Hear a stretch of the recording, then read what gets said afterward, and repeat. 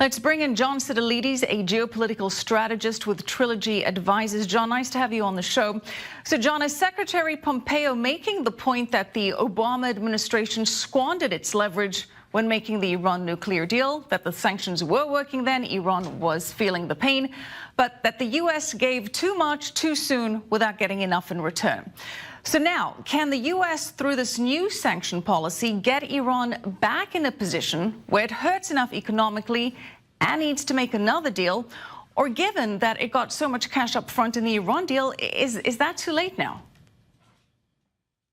That's a great question, Michelle. And I think the fact that $150 billion in frozen assets went to the Iranian regime on the front end with nothing to show for it for the other parties to this deal is going to be one of the travesties of the Iran deal cut by President Obama, looking in retrospect. I think going forward, it's really going to be up to the Iranian government. They have a very stark choice to make. And I think the administration's clarity of intent is somewhat surprising to not only our European allies, but even to a country such as China, which also has to make a decision as to whether or not it's going to continue to do business with Iran. It has about $30 billion of trade with Iran for the sake of a $650 billion trade arrangement with the United States. So we are focusing very much on Europe, but China's going to have to make some very difficult decisions here as well, all as part of a larger policy that President Trump was very clear about in the 2015 and 2016 campaign, and certainly as president, maximum pressure in order to achieve maximum containment, to achieve behavior change by the Iranian government. We are getting pushback, though, John, from the Europeans. The EU is saying that it's going to try to protect companies doing business with Iran using the same tactic that it did to protect some businesses working in Cuba before the U.S. trade embargo was lifted. How would that work exactly?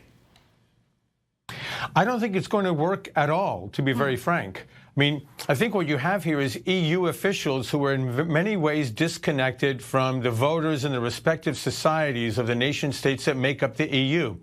And we've seen this play out in many ways already with Brexit, with the near win by the National Front in France, by the fact that Chancellor Merkel, who interestingly probably has the most realistic perspective and said she doubts there's really going to be any alternative for the EU than to begin to wind down European company operations in Iran.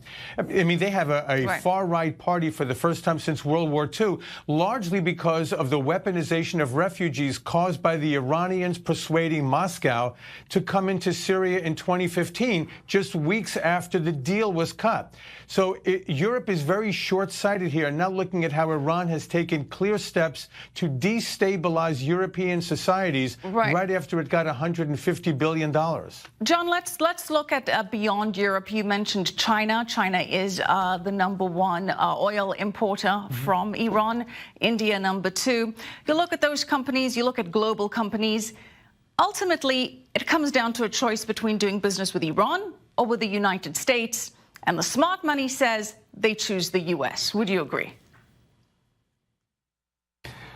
I'm not sure there's really any honest alternative here, except for countries such as Russia, which maybe have a much lesser trade relationship with the United States and are selling billions of dollars worth of arms to the Iranians, or involved in significant energy arrangements and infrastructure projects.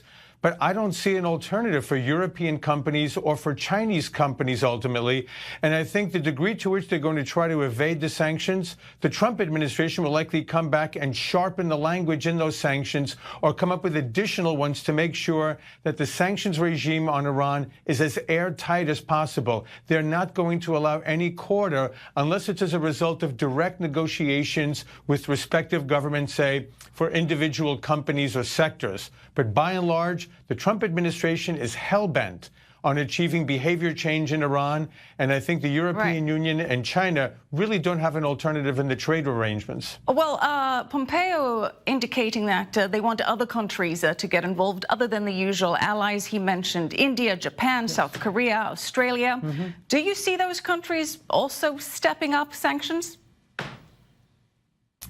I don't know that all of them will, Michelle. Again, this is going to be a country-by-country analysis. And first of all, there's a very stark binary arrangement here.